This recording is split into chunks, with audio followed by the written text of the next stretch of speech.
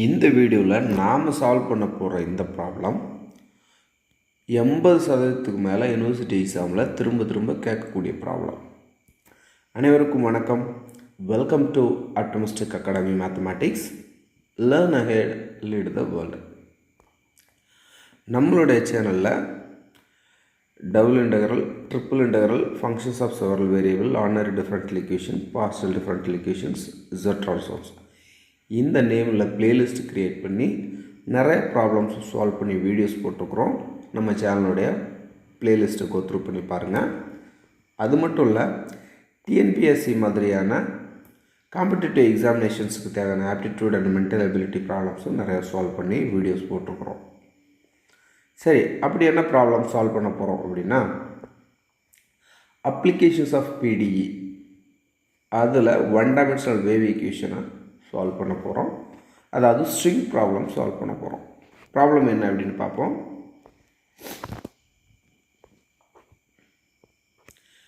A tightly stretched string of length L has its end fastened at x equal to 0, x equal to L. At t equal to 0, the string is in the form f of x equal to kx into L minus x and then released. Find the displacement at any point on the string at a distance x from one end at any time t greater than 0. இதே same problem இந்த மாதிரியும் question பண்ணுவாங்க. அதாவது a string is stretched and fastened to 2 points at a distance L apart. Motion is started by displacing the string in the form f of x equal to kx into L minus x, from which it is released at time t equal to 0. Find the displacement at any point on the string at a distance x from one end at any time t greater than 0. இதே ப்ராப்ளத்தில் இந்த எல்லை capital அப்படின்னு வச்சுட்டு கேட்டிருக்காங்க. அந்த எல்லுக்கு பதிலாக some நம்பரை கொடுத்துட்டும் இதே சேம் ப்ராப்ளத்தை கேட்டிருக்கிறாங்க. சரி, இந்த ப்ராப்ளத்தில் என்ன இன்ஃபர்மேஷன் கொடுத்துருக்குறாங்க அப்படிங்கிறத பார்ப்போம். அதாவது எல் டிஸ்டன்ஸ், எல் லென்த் இருக்கக்கூடிய ஒரு ஸ்ட்ரிங் எடுத்துக்கிட்டு அதனுடைய 2 எண்ட் பாயிண்ட்டையும் டைட்டாக கட்டி வச்சுருக்கிறாங்க. அதுக்கு பிறகு அதனுடைய இனிஷியல் டிஸ்பிளேஸ்மெண்ட், அதாவது அந்த ஸ்ட்ரிங்கை வந்து இந்த பொசிஷனில் வச்சுக்கிட்டு அங்கேருந்து ரிலீஸ் பண்ணுறாங்க. அதாவது இனிஷியல் டிஸ்பிளேஸ்மெண்ட்டாக இந்த ஃபங்க்ஷன் கொடுத்துருக்காங்க. இந்த ஃபங்க்ஷனுக்கான கிராஃப் வரைஞ்சிங்கன்னா இப்படி இருக்கும். இங்கேருந்து அதை ரிலீஸ் பண்ணுறாங்க. அதன் பிறகு அந்த ஸ்ட்ரிங்கினுடைய பொசிஷன் என்னவாக இருக்கும் அப்படிங்கிறது தான் கேள்வி. அந்த ஸ்ட்ரிங்கினுடைய டிஸ்பிளேஸ்மெண்ட் என்ன அப்படிங்கிறது தான் கேள்வி. சரி, வாங்க இந்த ப்ராப்ளத்தை சால்வ் பண்ணலாம்.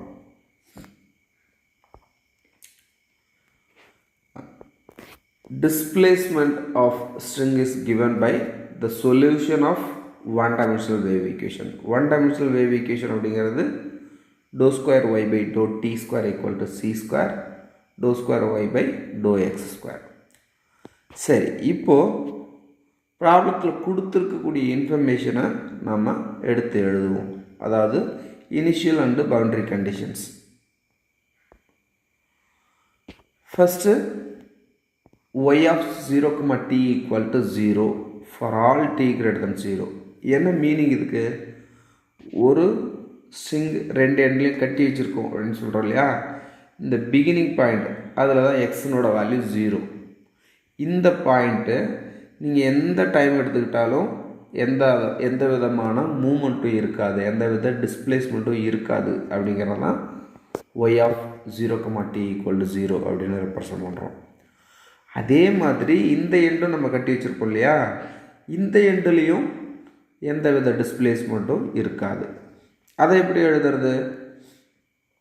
அதுதான் ரெண்டாவது condition. y of L, t equal to 0 for all t greater than 0. மூணாவது கண்டிஷன், அந்த ஸ்ட்ரிங்கை வந்து இனிஷியலாக ஒரு பொசிஷனுக்கு கொண்டு போய் அங்கேருந்து தான் ரிலீஸ் பண்ணுறாங்க. வெலாசிட்டி அப்படிங்கிற அந்த டேர்மே ப்ராப்ளத்தில் இன்வால்வ் ஆகலை. அப்படின்னா அதனுடைய இனிஷியல் வெலாசிட்டி, அதாவது டைம் 0 அப்படிங்கும்போது அதனுடைய வெலாசிட்டி 0 அப்படின்னு எடுத்துக்கிறோம். இந்த வெலாசிட்டி அப்படிங்கிறத differentiation with respect to t, அதனால தான் ∂t ஆஃப் y ஆஃப் எக்ஸுமா 0 = 0 அப்படின்னு எடுத்துக்கிறோம். அடுத்ததாக இனிஷியல் பொசிஷன் கொடுத்துருக்குறாங்க, அதுதான் initial displacement y of x, 0 = kx into L - x. இங்கே எக்ஸினோட வேல்யூ அந்த ஸ்ட்ரிங்கினுடைய லென்த்து 0லேருந்து L வரைக்கும் இருக்குது.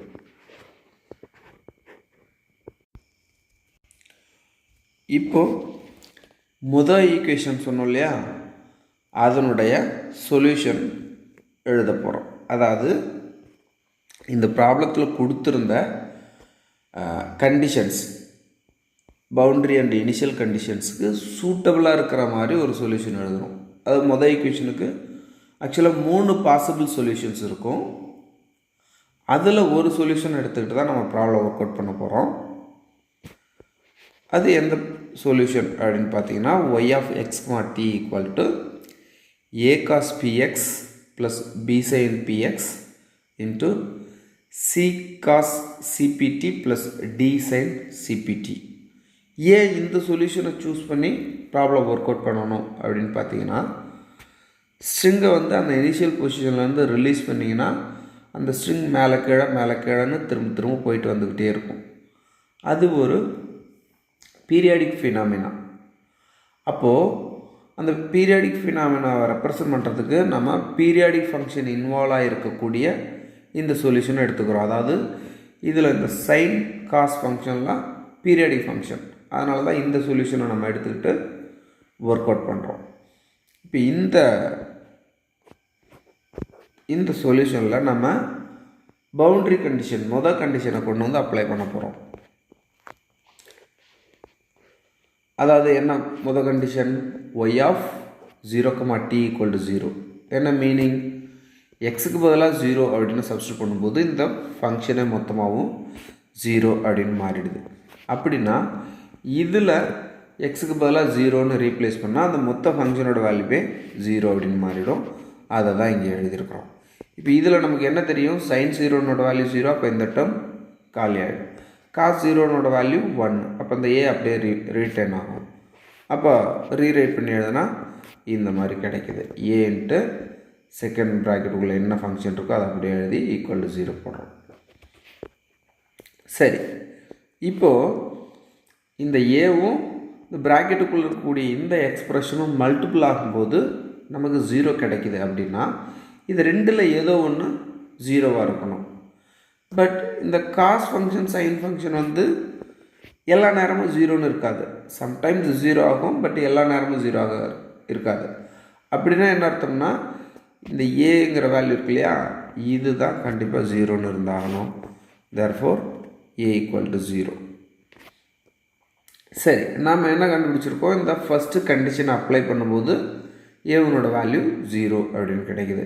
அப்போ இதை கொண்டு நம்மளுடைய சொல்யூஷனில் சப்ஸ்டிட்யூட் பண்ணிப்போம். அப்படி சப்ஸ்டிட்யூட் பண்ணிங்கன்னா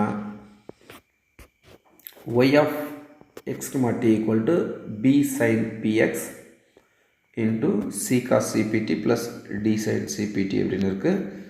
இதுதான் இப்போ நம்மளுடைய சொல்யூஷன். இது 3வது ஈக்குவேஷன் அப்படின்னு எடுத்துக்கங்க. அடுத்ததாக 2வது கண்டிஷனை நம்மளுடைய சொல்யூஷன் இதில் கொண்டு அப்ளை பண்ணணும். 2வது கண்டிஷன் என்னது, y ஆஃப் L, t = 0.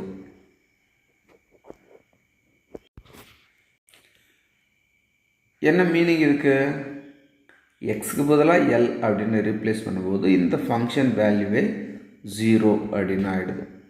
அப்போது இதில் எக்ஸுக்கு பதிலாக L அப்படின்னு ரீப்ளேஸ் பண்ணுங்க. அப்படி ரீப்ளேஸ் பண்ணால் இந்த ஃபங்க்ஷன் வேல்யூவே 0 அப்படின்னு ஆகிடுது. இப்போ திரும்பவும் பாருங்கள், b sin pl C cos PT plus D sine CPT இதெல்லாம் மல்டிபிள் ஆகும்போது நமக்கு 0 ஆகுது அப்படின்னு பார்த்தோம்னா இந்த 3 குவான்டிட்டியில் ஏதோ ஒன்று 0வாக இருக்கணும். இப்போ என்னெல்லாம் 0வாக இருக்க பாசிபிள் இருக்குது அப்படின்னு பார்த்தோம்னா நம்ம இந்த ப்ராக்கெட்டுக்குள்ளே இருக்கக்கூடிய இந்த ஃபங்க்ஷன் 0 இல்லை அப்படிங்கிறத மொதல் கண்டிஷன் அப்ளை பண்ணும்போதே சொல்லியிருக்கிறோம். அப்போ மீதி 2 பாசிபிள் இந்த 2 தான். சப்போஸ் பி 0 அப்படின்னா அது கொண்டு வந்து இந்த இடத்துல சப்ஸ்டிட் பண்ணும்போது இந்த மொத்த ஃபங்க்ஷனுமே 0ன்னு ஆகிடும். அதை ட்ரிவியல் சொல்யூஷன் அப்படின்னு சொல்கிறோம். y = 0 அப்படின்னு நீங்கள் சப்ஸ்டிட் பண்ணாலும் இந்த எல்லா கண்டிஷனும் சாட்டிஸ்ஃபை பண்ணணும். இந்த ஃபங்க்ஷனும் அந்த டிஃபரன்ஷியல் ஈக்குவேஷனோட சொல்யூஷனாக இருக்கும். பட் இதுக்கு என்ன மீனிங் அப்படின்னு பார்த்தீங்கன்னா அந்த ஸ்ட்ரிங் வந்து எந்தவித டிஸ்பிளேஸ்மெண்ட்டும் இல்லாமல் இருக்குது அப்படின்னு அர்த்தம். y of x, t = 0 அப்படிங்கிறது. பட் ஒரிஜினலாக அந்த ஸ்ட்ரிங்கை அந்த பொசிஷனில் வச்சு ரிலீஸ் பண்ணும்போது கண்டிப்பாக அங்கே டிஸ்பிளேஸ்மெண்ட் இருக்கும். அதனால் நம்ம என்ன கன்க்ளூட் பண்ணுறோம்னா இந்த பியினோட வேல்யூ நான்-0 அப்படின்னு கன்க்ளூட் பண்ணுறோம். அப்போ இருக்கக்கூடிய ஒரே பாசிபிள் இந்த சைன் பிஎல் மஸ்ட் பி 0. இப்போ சைன் ஃபங்க்ஷன் எப்போல்லாம் 0 ஆகும்? பை, 2π, 3π, 4π. ஜென்ரலாக சைன் nπ வந்து 0. அப்போது இந்த பிஎல் இருக்க வேண்டிய இடத்துல nπ அப்படின்னு இருந்ததுன்னா இந்த சைன் ஃபங்க்ஷன் 0 ஆகிடும். இங்கே என்னோட வேல்யூ என்னெல்லாம் பாசிபிள் இருக்குது பாருங்கள். 1, 2, 3 அண்ட் ஸோ ஆன். அப்போ இதிலேருந்து ரீரைட் பண்ணி எழுதினீங்கன்னா p which is equal to nπ/L, என்னோட வேல்யூ 1, 2, 3 அண்ட் ஸோ ஆன் அப்படின்னு இருக்கலாம். இப்போ நம்ம கண்டுபிடிச்ச இந்த ரிசல்ட்டை 3வது ஈக்குவேஷனில் கொண்டு வந்து சப்ஸ்டிடியூட் பண்ணுங்கள். அப்படி சப்ஸ்டிடியூட் பண்ணிங்கன்னா இது ஆக்சுவலாக 3வது ஈக்குவேஷன். அதில் p எங்கெல்லாம் இருக்கோ அங்கெல்லாம் இந்த nπ/L பயன்படுத்துங்க. அப்போது y of x, t which is equal to b sin of nπx/L into c cos nπ/ct/L plus d sin nπ/ct/L. ஒரு முக்கியமான விஷயம் இந்த இடத்துல சொல்கிறோம், கவனமாக காதில் வாங்கிக்கோங்க. இந்த ஸ்ட்ரிங் ப்ராப்ளம் 1 டைமென்ஷனல் வேவ் ஈக்குவேஷனில் ஸ்ட்ரிங் ப்ராப்ளமில் என்ன கொஷின் கேட்டாலும் இந்த 4வது ஈக்குவேஷன் வரைக்கும் இந்த ப்ராப்ளத்தில் நீங்கள் கவனித்த இந்த டெரிவேஷனில் அப்படியே அச்சு பிசகாமல் எழுதலாம். எல்லா ப்ராப்ளத்துக்கும் இந்த 4வது ஈக்குவேஷன் வரைக்குமான டெரிவேஷன் எந்த சேஞ்சும் இல்லாமல் அப்படியே வரும். அதை எப்போவுமே நீங்கள் மைண்டில் வச்சுங்க. அதனால் திரும்பவும் கூட இந்த வீடியோவை ப்ளே பண்ணி என்ன ஒர்க் அவுட் பண்ணுறோம் அப்படிங்கிறத ரொம்ப கிளியராக லேர்ன் பண்ணிங்க. சரி, ஒரு நிமிஷம் வீடியோ பாஸ் பண்ணிவிட்டு இந்த கண்டென்ட் புரியுதா அப்படிங்கிறத கொஞ்சம் கமெண்ட்டில் சொல்லுங்கள். லைக் பட்டனை தட்டி விடுங்க, உங்களோட ஃப்ரெண்ட்ஸுக்கும் ஷேர் பண்ணுங்கள், அவங்களும் கற்றுக்கிட்டோம். சரி, அடுத்ததாக நம்ம என்ன பண்ண போகிறோம்? 3வது கண்டிஷனை அப்ளை பண்ணணும். ஆக்சுவலாக 3வது கண்டிஷன் என்னவாக இருக்குது? ∂t y of x, 0 = 0ன்னு இருக்குது. அதாவது இந்த ஒய்யினுடைய derivative with respect to t கண்டுபிடிச்சி அதில் டீக்கு பதிலாக 0ன்னு சப்ஸ்டிடியூட் பண்ணியிருக்கிறாங்க. அப்படின்னா நம்மளுடைய லேட்டஸ்ட் சொல்யூஷன் இருக்கு இல்லையா, இதை டீயை பொறுத்து டிஃபரன்ஷியேஷன் பண்ண போகிறோம். அதன் பிறகு தான் இந்த கண்டிஷனை நம்மளால் அப்ளை பண்ண முடியும். சரி, டீயை பொறுத்து டிஃபரன்ஷியேஷன் பண்ணால் என்ன கிடைக்கும்? பார்ஷியலி டிஃபரன்ஷியேஷன் பண்ணுறோம்.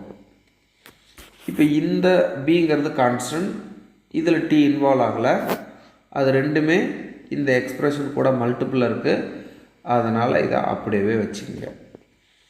உள்ளுக்கு வந்தீங்கன்னா c cos nπ/ct/L அப்படின்னு இருக்குது. காசை டிஃபரன்ஷியேட் பண்ணிங்கன்னா மைனஸ் சைன், அதனால தான் இங்கே மைனஸ் சைன். இந்த எக்ஸ்பிரஷனை அப்படியே எழுதியிருக்கிறோம். ஆக்சுவலாக cos ax இதை டிஃபரன்ஷியேஷன் பண்ணிங்கன்னா என்ன எழுதுவீங்க? மைனஸ் சைன் ax, அப்புறம் உள்ளே வந்து டிஃபரன்ஷியேஷன் பண்ணி கிடைக்கக்கூடிய ஏவை ஃப்ரண்ட்டில் எழுதுவீங்க. அதே தான் இங்கேயும் பண்ணியிருக்கிறோம். இந்த காசை டிஃபரன்ஷியேஷன் பண்ணிங்கன்னா மைனஸ் சைன், இந்த n pi CT by L இருக்கு இல்லையா, அதை டிஃபரன்ஷியேஷன் பண்ணணும் வித் ரெஸ்பெக்ட் டு டி. அப்போ அந்த டீனோட கோஎஃபிஷியன்ட் அதை அப்படியே மல்டிபிள் இங்கே கொண்டு வந்து எழுதிக்கிட்டோம். அதே மாதிரி தான் அடுத்த டேர்ம்லையுமே அப்ளை பண்ணுவோம். அதாவது இந்த சைனை டிஃபரன்ஷியேஷன் பண்ணுங்கள் காஸ், உள்ளே வந்து டிஃபரன்ஷியேஷன் பண்ணுங்கள் இந்த டீனோட coefficient n pi CT by L கிடைக்கும். அதை அப்படியே ஃப்ரண்ட்டில் மல்டிபிள் எழுதிக்கிங்க. இப்போது இந்த கண்டிஷன் அப்ளை பண்ணுங்கள். டிஃபரன்ஷியேஷன் பண்ணிட்டோம் டீயை பொறுத்து. இந்த கண்டிஷன் அப்ளை பண்ணுங்கள். என்ன பண்ணணும், டீக்கு பதிலாக 0 அப்படின்னு அப்ளை பண்ணும்போது இந்த மொத்த ஃபங்க்ஷனுமே 0 ஆகுது. அதாவது இந்த மொத்த ரைட் ஹேண்ட் சைடு வேல்யூமே 0 ஆகணும். அப்போ டி எங்கெல்லாம் இருக்கோ அங்கெல்லாம் 0 அப்படின்னு ரீப்ளேஸ் பண்ணுங்கள். எகெயின் இப்போ கவனிச்சிங்கன்னா தெரியும், இந்த சைன் 0நோட வேல்யூ 0. அப்போ இந்த டேர்ம் காலி ஆகிடும். காஸ் 0நோட வேல்யூ 1. அப்போ இந்த ரெண்டு எக்ஸ்ப்ரெஷனும் இந்த வெளியில் இருக்கக்கூடிய எக்ஸ்ப்ரெஷன் ரெண்டும் மல்டிபிள் ஆனிச்சுன்னா நமக்கு அதனோட வேல்யூ 0 அப்படின்னு கிடைக்கும். அதை தான் இங்கே எழுதியிருக்கிறோம்.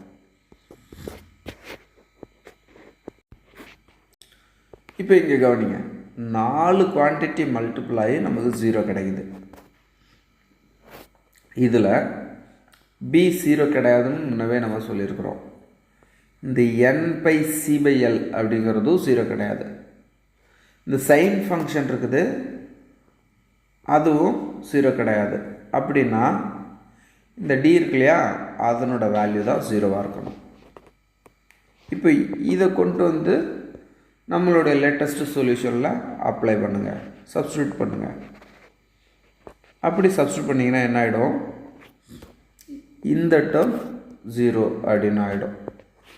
அப்போ மீதி இருக்கக்கூடியதை எடுத்து எழுதியிருக்கிறோம். எகெயின் இதை கொஞ்சம் ரீரைட் பண்ணி எழுதிங்கன்னா அந்த பிஏவும் சிஏவும் கம்பைன் பண்ணி எழுதியிருக்கிறோம். ஒய் ஆஃப் எக்ஸ் மாட் T which is equal to sine of PC sine of N pi X by L cos of N pi CT by L. இங்கே என்னோட வேல்யூ 1 2 3 அண்ட் ஸோ ஆன் அப்படின்னு போயிட்டுருக்கு. இதுதான் நம்மளுடைய சொல்யூஷன். என்ன மீனிங் அப்படின்னு பார்த்தீங்கன்னா, இது சொல்யூஷன். அதில் என்னுக்கு பதிலாக 1 போட்டாலும் சொல்யூஷன், 2 சப்ஸ்டியூட் பண்ணாலும் சொல்யூஷன், 3 சப்ஸ்டியூட் பண்ணாலும் சொல்யூஷன், அதுக்கப்புறம் வர எந்த நேச்சுரல் நம்பர் சப்ஸ்டியூட் பண்ணாலும் சொல்யூஷன். அப்படின்னா அதை எல்லாத்தையும் ஆட் பண்ணிங்கன்னா அதுவும் சொல்யூஷனாக இருக்கும். அதை தான் இங்கே எழுதுகிறோம். The most general solution is என்னுக்கு பதிலாக 1லேருந்து ஆரம்பித்து இன்ஃபினிட்டி வரைக்கும் சப்ஸ்டியூட் பண்ணி எல்லாத்தையும் ஆட் பண்ணிங்கன்னா அதுவும் சொல்யூஷன். இந்த பிஏவும் சிஏவும் ஜஸ்ட்டு வேறு ஒரு நோட்டேஷன் எழுதியிருக்கிறோம், பிஎன் அப்படின்னு. இப்போது ஆல்மோஸ்ட் நம்ம ஒரு 80% ப்ராப்ளம் சால்வ் பண்ணிட்டோம். இப்போது நம்மள்கிட்ட இந்த அன்னோன் விஷயம் அப்படின்னு பார்த்தீங்கன்னா இந்த பிஎன் மட்டும்தான். இந்த பிஎன் என்ன அப்படின்னு கண்டுபிடிச்சி இந்த இடத்துல கொண்டு வந்து சப்ஸ்டியூட் பண்ணிங்கன்னா அதுதான் இந்த ப்ராப்ளத்தினுடைய ஃபைனல் சொல்யூஷன். அதை கண்டுபிடிக்கிறதுக்கு நம்மள்கிட்ட மீதி இருக்கக்கூடிய கடைசி கண்டிஷனை அப்ளை பண்ணணும். என்னது கண்டிஷன்? என்னது? Y of x comma 0 equal to k x into l minus x. அதாவது 6வது ஈக்குவேஷன் இருக்கு இல்லையா, இதில் இந்த டீக்கு பதிலாக 0 அப்படின்னு சப்ஸ்டியூட் பண்ணிங்கன்னா இந்த ஃபங்க்ஷனோட வேல்யூ என்னவாக இருக்கும், இந்த மாதிரி இருக்கும்.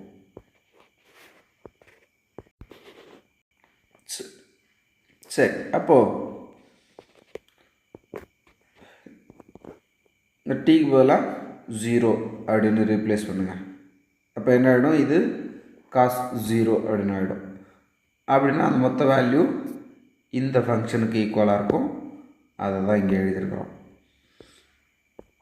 இங்கே நமக்கு தெரியும் காஸ் 0நோட வேல்யூ 1.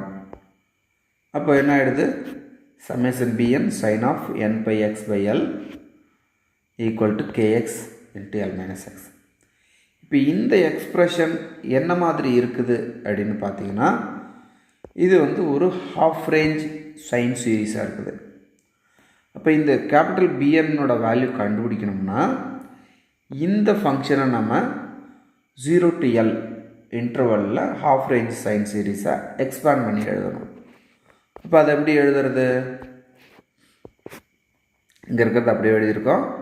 இந்த ஃபங்க்ஷனுடைய ஹாஃப் ரேஞ்ச் சைன் சீரீஸ் ஃபார்முலாவாக எழுதியிருக்கிறோம். நமக்கு என்ன தெரியும்? இந்த ஸ்மால் பிஎன் கண்டுபிடிக்கிறதுக்கான ஃபார்முலா தெரியும். இப்போ நீங்கள் இந்த ரெண்டு பக்கத்தையும் கம்பேர் பண்ணுங்கள். இங்கே கேபிட்டல் பிஎன் இருக்குது, இங்கே ஸ்மால் பிஎன் இருக்குது, அவ்வளோதான் டிஃப்ரென்ஸ். அப்படின்னா என்ன மீனிங்? இந்த கேபிட்டல் பிஎன்னும் இந்த ஸ்மால் பிஎன்னும் சேம் தான் அப்படின்னு அர்த்தம். அப்போ அந்த ஸ்மால் பிஎன் கண்டுபிடிக்கிறதுக்கு ஃபார்முலா நமக்கு தெரியும். ஃபூரியர் சீரீஸிலிருந்து 2/L integral over 0 to L f of x sin n pi x by L dx. இதில் f of x க்கு பதிலாக kx into L minus x replace பண்ணியிருக்கிறோம். இந்த கேவை வெளியில் தள்ளிடுவோம். இப்போ இதை எப்படி இன்டகிரேட் பண்ண போகிறோம் அப்படின்னு பார்த்தீங்கன்னா, பெர்னோலி ஃபார்முலாவை அப்ளை பண்ண போகிறோம். அதாவது integral uv dx equal to uv1 minus u dash v2 plus u double dash v3 minus and so on அப்படின்னு போயிட்டே இருக்குது. இப்போ இந்த இன்டகரலுக்குள்ளே எதை யூன்னு எடுக்கிறது, எதை வின்னு எடுக்கிறது? அல்ஜிப்ரிக் எக்ஸ்பிரஷன் இருக்கு இல்லையா, lx மைனஸ் எக்ஸ் ஸ்கொயர், அதை யூன்னு எடுத்துக்கோங்க. இந்த sine of n pi X by l இருக்குல்லையா, அதை வின்னு எடுத்துக்கங்க. ஏன் இதை யூன்னு எடுக்கணும்? அதை டிஃபரன்ஷியேஷன் பண்ணிக்கிட்டே வந்தீங்கன்னா திரும்ப திரும்ப டிஃபரன்ஷியேஷன் பண்ணும்போது ஒரு ஸ்டேஜில் 0 அப்படின்னு வந்து நின்றோம். அதனால தான் அதை யூ அப்படின்னு எடுத்துக்கணும். சரி, இப்போது v equal to sine n pi X by l அப்படின்னு எடுத்துக்கிறோம். u equal to lx minus x square அப்படின்னு எடுத்துக்கிட்டோம். இங்கே v1 அப்படிங்கிறது இந்த சைனை இன்டகிரேட் பண்ணுங்கள். சைனை இன்டகிரேட் பண்ணால் மைனஸ் காஸ் உள்ளே வந்து டிஃபரன்ஷியேஷன் பண்ணுங்கள். டிஃபரன்ஷியேஷன் பண்ணிங்கன்னா இந்த எக்ஸனோட கோஎஃபிஷியண்ட்டான என் பை எக்ஸ் பை எல் வரும். அதை டினாமினேட்டரில் எழுதுவோம். இங்கே டினாமினேட்டரில் எழுதுறதுக்கு பதிலாக அதனுடைய ரெசிப்ரோக்கல் எல் பை என் பையை மல்டிப்ளிகேஷனில் எழுதிக்கிட்டோம். சரி, அடுத்ததாக இதை டிஃபரன்ஷியேஷன் பண்ணுங்கள். எல் மைனஸ் 2x அப்படின்னு வரும். இதை இன்டகிரேட் பண்ணிங்கன்னா, காசை இன்டகிரேட் பண்ணிங்கன்னா சைன், இந்த மைனஸ் ஏற்கனவே இருக்கிறது அப்படியே இருக்கட்டும். திரும்பவும் உள்ளே வந்து டிஃபரன்ஷியேஷன் பண்ணுவீங்க. என் பை டிவைட் பை எல் கிடைக்கும். அதை டினாமினேட்டரில் எழுதணும். அதுக்கு பதிலாக அதனுடைய ரெசிப்ரோக்கலை நியூமரேட்டரில் எழுதுகிறோம். ஏற்கனவே l by pi n pi இருக்குது. மறுபடியும் அதே குவான்டிட்டியால் மல்டிபிள் பண்ணுறதுனால இங்கே ஸ்கொயர் போட்டிருக்கிறோம். திரும்பவும் இதை டிஃபரன்ஷியேஷன் பண்ணுங்கள். u double dash equal to minus 2 அப்படின்னு கிடச்சிருக்குது. திரும்பவும் இங்கே இதை இன்டகிரேட் பண்ணுங்கள். சைனை இன்டகிரேட் பண்ணால் மைனஸ் காஸ், அதனால் ஏற்கனவே இருக்கக்கூடிய இந்த மைனஸ் வந்து இங்கே ப்ளஸ் அப்படின்னு மாறிடுது. திரும்பவும் இந்த n பை எக்ஸ் பை எல்ல டிஃபரன்ஷியேஷன் பண்ணுங்கள். n pi divide by L கிடைக்கும். அதை நியூமரேட்டர் கொண்டு வந்து ரெசிப்ரோக்கலாக எழுதிங்க. அப்போது இந்த ஸ்கொயர் என்னவோ மாறிடுது, க்யூபாக மாறிடுது. சரி, இங்கே ஒரு விஷயத்தை கவனிங்க. நான் இந்த யூவையும் வியும் ஒரே ஈக்குவல் லெவலில் எழுதலை. ஒரு ஸ்டெப் முன்னாடியே வி எழுதியிருக்கேன், ஒரு ஸ்டெப் கீழே வந்து யூ எழுதியிருக்கேன். எதனால் நான் இப்படி எழுதியிருக்கேன் அப்படின்னு பார்த்தீங்கன்னா, பெர்னோலி ஃபார்முலாவில் ஜஸ்ட் இதை ரெண்டையும் மல்டிபிள் பண்ணிங்கன்னா ஃபஸ்ட்டு டேர்மாக எழுதிடலாம். மைனஸ் போட்டுக்கிட்டு இதை ரெண்டையும் மல்டிபிள் பண்ணி செகண்ட் டேர்மாக எழுதிடலாம். ப்ளஸ் போட்டுக்கிட்டு இதை ரெண்டையும் மல்டிபிள் பண்ணி தேர்ட் டேர்மாக எழுதிடலாம். நமக்கு இந்த யூவில் எப்போ கான்ஸ்டன்ட் கிடைக்குதோ அதோடு நிறுத்திடலாம். ஏன் அப்படின்னா அதுக்கு அடுத்த ஸ்டெப்பில் மறுபடியும் டிஃப்ரென்ஷியேஷன் பண்ணிங்கன்னா 0 வச்சுக்கிட்டு இந்த பக்கம் என்ன குவான்டிட்டி வந்தாலும் அதை மல்டிபிள் பண்ணாலும் 0 தான் ஆகிடும் இல்லையா. அதனால் யூ டேஷ் யூனோட டெரிவேட்டிவ் எப்போ கான்ஸ்டண்ட்டாக வந்து நிற்கிதோ அதோட நிறுத்திக்கணும். சரி, இப்போ இது எல்லாத்தையும் கொண்டு வந்து பெர்னோலி ஃபார்முலாவில் ஜஸ்ட்டு சப்ஸ்டிட்யூட் பண்ணியிருக்கிறோம். இது first term, second term, third term. இங்கே upper limit L, lower limit 0. இங்கே ஒரு முக்கியமான விஷயம் கவனிங்க. இந்த அப்பர் லிமிட்டை கொண்டு வந்து இந்த இடத்துல ரீப்ளேஸ் பண்ணுங்கள்.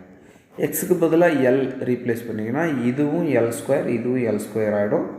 அப்போ L square minus L square 0 அப்படின்னு ஆகிடும். அகெயின் லோவர் லிமிட் 0, அதையும் இந்த எக்ஸ்பிரஷனில் கொண்டு வந்து சப்ஸ்டிட் பண்ணிங்கன்னா இதுவும் 0 அப்போ அந்த ஃபஸ்ட்டு டேர்மே ஃபுல்லாகவே 0 அப்படின்னு ஆகிடும். அதே மாதிரி இந்த எல்லை கொண்டு வந்து இந்த இடத்துல ரெண்டாவது டேர்மில் சப்ஸ்டிட் பண்ணுங்கள். இந்த எல்லும் கேன்சல் ஆகிட்டு sin nπ அப்படின்னு கிடைக்கும். sin nπனோட வேல்யூ 0ன்றது நமக்கு தெரியும். அதே மாதிரி லோவர் லிமிட்டை கொண்டு வந்து இந்த எக்ஸுக்கு பதிலாக சப்ஸ்டிட் பண்ணுங்கள். sin 0நோட வேல்யூ 0. அப்போ இந்த ரெண்டு டேர்முமே upper limit lower limit substitute பண்ணும்போது 0ன்னு ஆகிடுது. அப்போ மீதி இருக்கிறது இந்த தேர்டு டேர்ம் மட்டும்தான். அதில் அப்பர் லிமிட் லோவர் லிமிட் என்ன அப்படின்னு சப்ஸ்டிட் பண்ணிக்கலாம். அப்படி சப்ஸ்டிட் பண்ணிங்கன்னா என்ன கிடைக்கும் அப்படின்னு பார்த்தீங்கன்னா அகைன் ரிவர்ஸில் போயிட்டு வந்துடலாம்.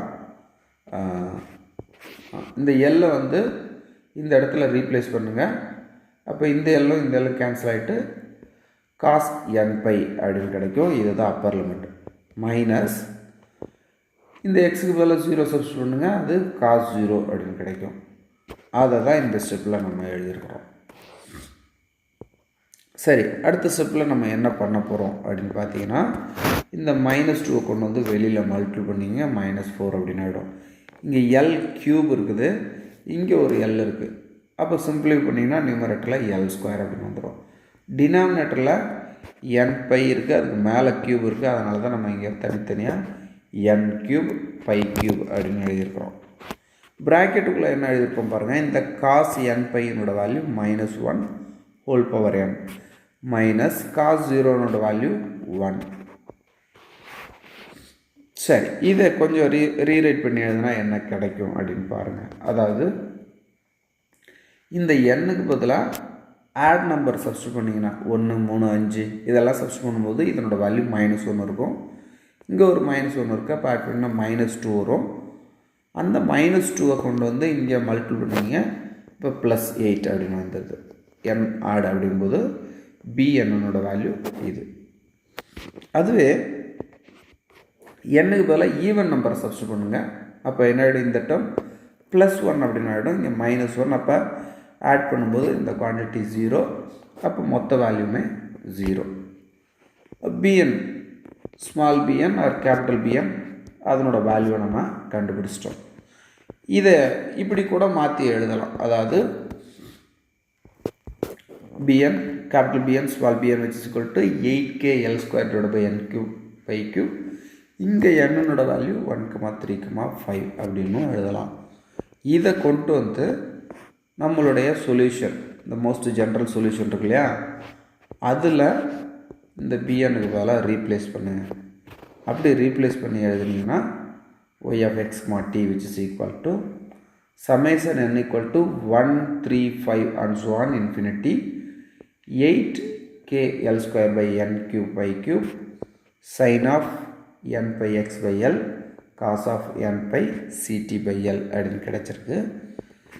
இதுதான் ஆக்சுவலாக நம்மளுடைய ப்ராப்ளத்தினுடைய சொல்யூஷன். இந்த n equal to 1, 3, 5ன்னு இருக்கு இல்லையா, அதை கொஞ்சம் மாடிஃபை பண்ணி கூட எழுதலாம். n equal to 1 to infinity அப்படின்னு அப்ளை பண்ணிங்கன்னா n எங்கெல்லாம் இருக்கோ அங்கெல்லாம் 2n minus 1 அப்படின்னு ரீப்ளேஸ் பண்ணுவோம். அவ்வளோதான், இந்த ப்ராப்ளத்தை நம்ம சால்வ் பண்ணிட்டோம். இந்த வீடியோ உங்களுக்கு யூஸ்ஃபுல்லாக இருக்கும்னு நம்புகிறேன். இந்த வீடியோ பிடிச்சிருந்தோன்னா லைக் பண்ணுங்கள். இந்த வீடியோ புரியுதா அப்படின்றத கமெண்ட் பண்ணுங்கள். நீங்கள் பண்ணக்கூடிய லைக்கும் கமெண்ட்டும் இந்த வீடியோ நிறைய பேர் ரீச் பண்ண ஹெல்ப் பண்ணும். நீங்களும் உங்களோட ஃப்ரெண்ட்ஸுக்கு ஷேர் பண்ணுங்கள், அவங்களும் கற்றுக்கிட்டோம். நம்மளோட சேனலை இது வரைக்கும் சப்ஸ்கிரைப் பண்ணலன்னா சப்ஸ்கிரைப் பண்ணிக்கோங்க. Thank you so much. Thanks for learning.